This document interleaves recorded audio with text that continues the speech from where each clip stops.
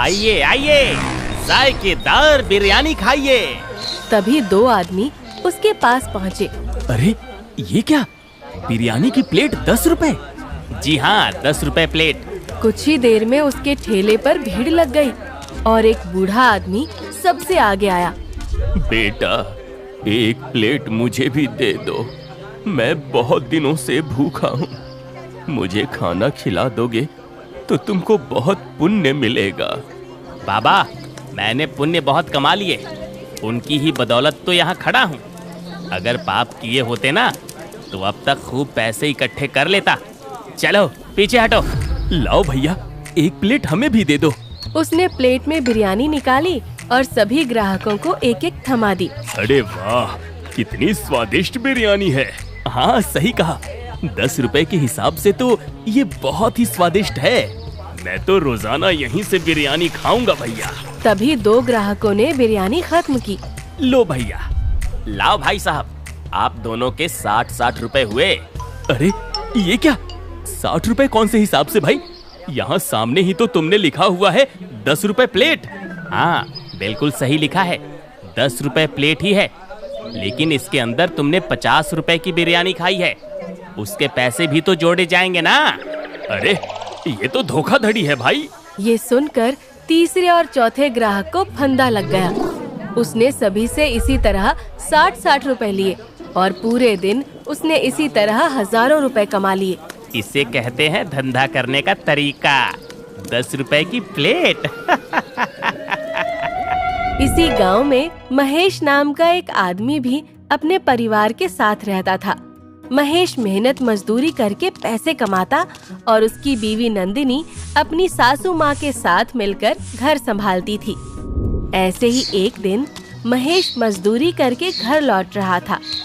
तभी वही बूढ़ा उससे टकराया। बेटा, मुझे इस मंगरू से बिरयानी खिलवा दो, बहुत भूख लगी है। महेश को बूढ़े का चेहरा देखकर उस पर दया आ गई। ठीक है बूढ़े बाबा, आओ मैं आपको बिरयानी खिलवा देता हूँ। महेश ने मंगरू से कहकर उसे एक प्लेट बिरयानी दिलवा दी। ये लो 10 रुपए। अरे भाई, 50 रुपए और दो। हैं? 50 रुपए? किस बात के भाई? 10 रुपए प्लेट है ना? हाँ 10 रुपए प्लेट ही है, और उसके अंदर जो बिरयानी थी ना वो 50 रुपए की थी। वाह भाई वाह, ये अच्छा तरीका है धोखाधड़ी से दुकानदारी करने का। महेश ने उसे 50 रुपए और दिए। भगवान तुम्हारा भला करे बेटा। महेश घर पहुंचा। ये लो नंदिनी। अरे ये तो बस 240 रुपए है, आज 60 रुपए कम का काम हुआ क्या? महेश ने सारी बात नंदिनी को बताई। चलिए कोई बात नहीं, उस बूढ़े को आपने अपनी कमाई से दिया है ना, भगवान आपका जरूर भला करेगा। वैसे मैंने भी आज आपके लिए बिरयानी ही बनाई है। अरे शुक्र है भगवान का, आज पहली बार बिरयानी खाऊंगा, वो भी तुम्हारे हाथ की। नंदिनी ने उसे खाना परोसा। जैसे ही महेश ने बिरयानी खाई उसको बहुत स्वादिष्ट लगी। वाह नंदिनी वाह, तुम्हारे हाथ की बिरयानी की खुशबू और स्वाद दोनों ही अलग हैं। शुक्र है आपको अच्छी लगी, मैं तो डर ही गई थी। अब अगले दिन जब महेश काम से लौट रहा था तब भी उसको वही बूढ़ा मिला। उसने आज भी बिना परवाह किए उसे बिरयानी खिलवाई।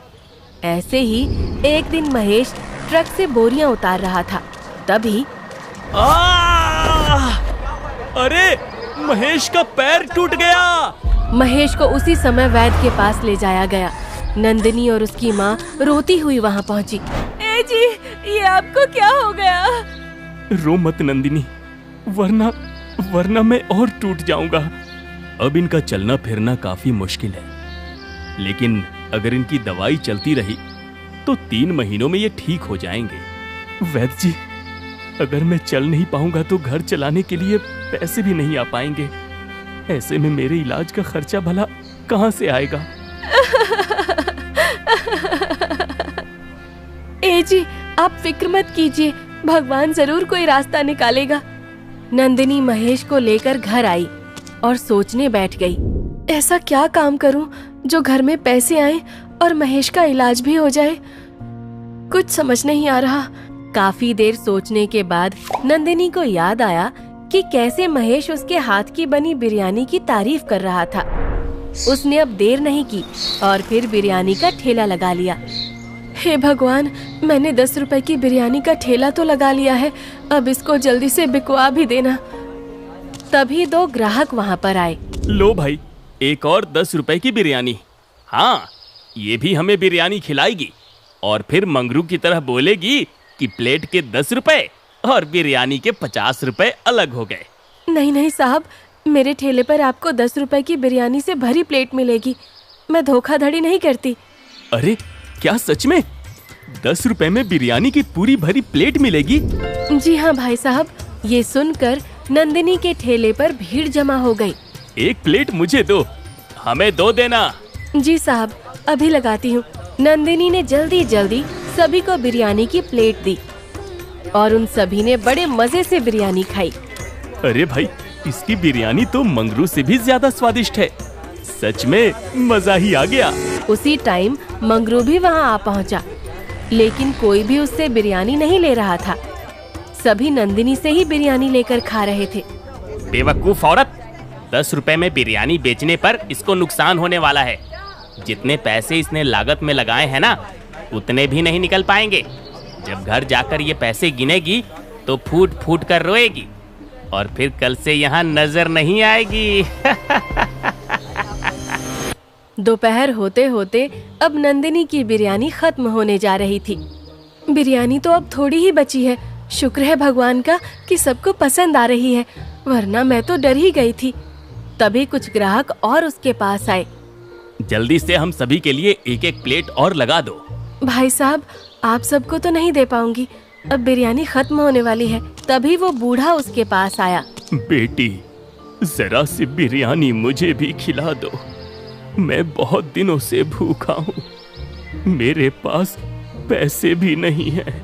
कोई बात नहीं बूढ़े बाबा, आप पैसे मत देना। नंदिनी ने उस बूढ़े आदमी को बिरयानी की एक प्लेट दी। अब जितनी बिरयानी बची है वो आप लोगों में से कुछ को मिल जाएगी। ये कहकर नंदिनी ने एक एक करके सबको बिरयानी देना शुरू किया। लेकिन एक चमत्कार हुआ। उसने सभी को बिरयानी दे दी और उसके बाद भी पतीला खत्म नहीं हुआ। अरे, ये बिरयानी अभी तक खत्म क्यों नहीं हो रही? कुछ देर पहले तो आधे में से आधा पतीला बचा था, अब उससे भी ज्यादा दिख रहा है। कितनी बिरयानी लाई है इस पतीले में? ये शाम हो गई लेकिन अभी तक खत्म नहीं हुई। वो बूढ़ा नंदिनी को हैरान देखकर रहस्यमयी तरह से मुस्कुरा रहा था, जैसे उसे कुछ मालूम हो। नंदिनी की रात तक काफी अच्छी कमाई हो गई और वो अपने घर वापस पहुंची। उसके हाथ में नोटों की गड्डी देखकर महेश और उसकी माँ खुश हो गए।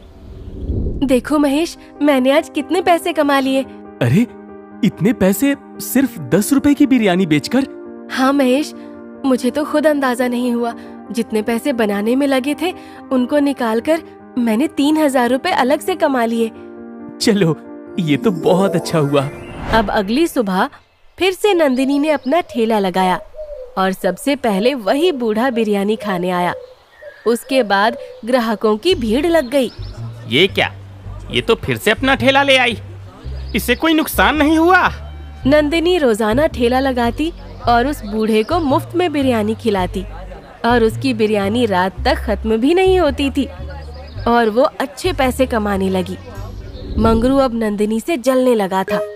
एक दिन एक बूढ़ी नंदिनी के ठेले के आगे से गुजर रही थी।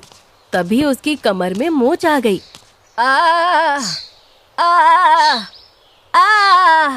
अरे बूढ़ी अम्मा, क्या हुआ आपको? नंदिनी अपना ठेला छोड़कर बूढ़ी की मदद करने उसके पास चली गई। तभी मंगरू अपने हाथ में एक डब्बा लेकर आया और उसने वो पूरे का पूरा डब्बा नंदिनी की बिरयानी के पतीले में डाल दिया। आज के बाद ये नंदिनी अपने ठेले पर बिरयानी नहीं बेच पाएगी। और वापस अपने ठेले पर आ गया। नंदिनी भी उस बूढ़ी को टांगे में बैठाकर वापस अपने ठेले पर आ गई। कुछ देर बाद जितने भी लोगों ने नंदिनी की बिरयानी खाई थी, सभी के पेट में दर्द हो गया। करीब 12 लोग पेट के दर्द से जूझते हुए वैद्य के पास पहुँचे। अरे, बहुत तेज दर्द हो रहा है। अरे, इतने सारे पेट के दर्द के मरीज?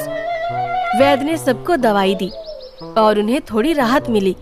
तभी मंगरू वहाँ आ पहुँचा। क्यों भाई, आ गया बिरयानी का मजा। क्या मतलब है तुम्हारा? तुम सभी उस नंदिनी की 10 रुपए की बिरयानी बहुत चाव से खाते हो ना, ये सब उसी का नतीजा है। अरे अगर मेरी बिरयानी खाते तो तबीयत खराब नहीं होती। हाँ, मंगरू सही कह रहा है।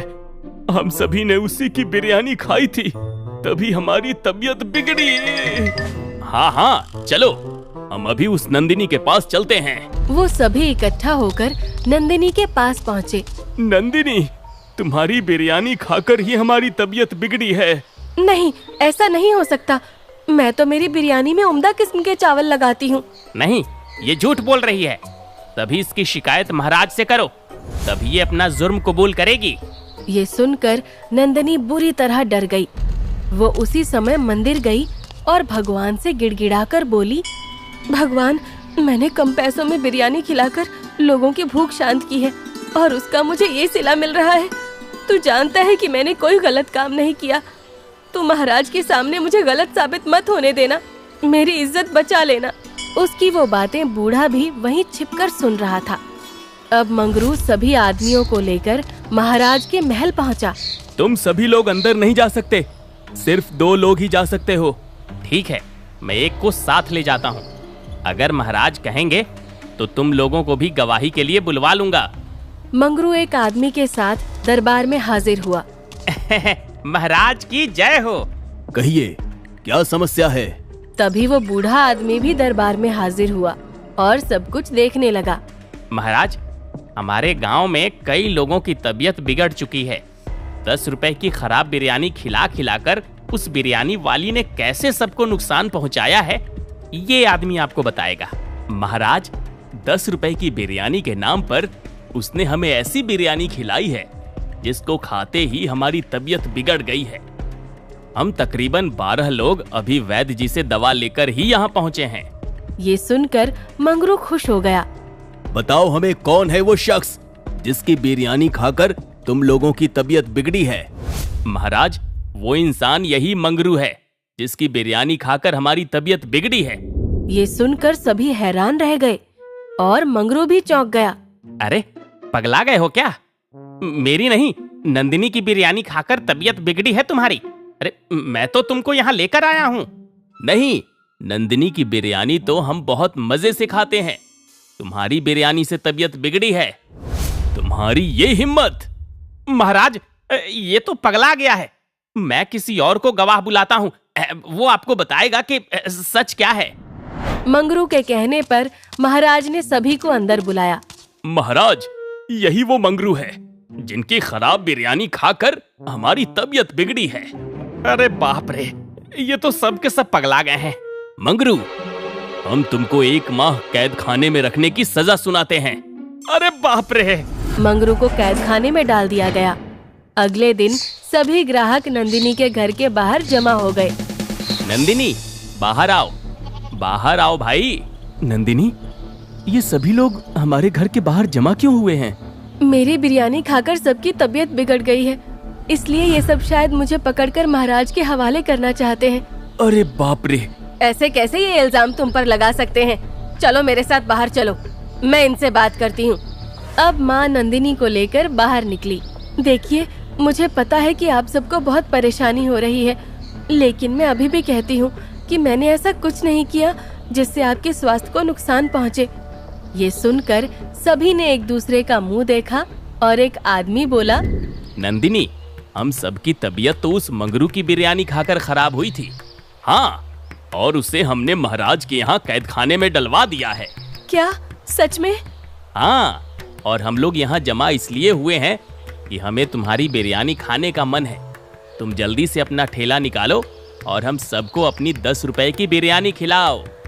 ये सुनकर नंदिनी खुश हो गई और फिर से बिरयानी का ठेला लगाया और उसको अच्छे से चलाने लगी।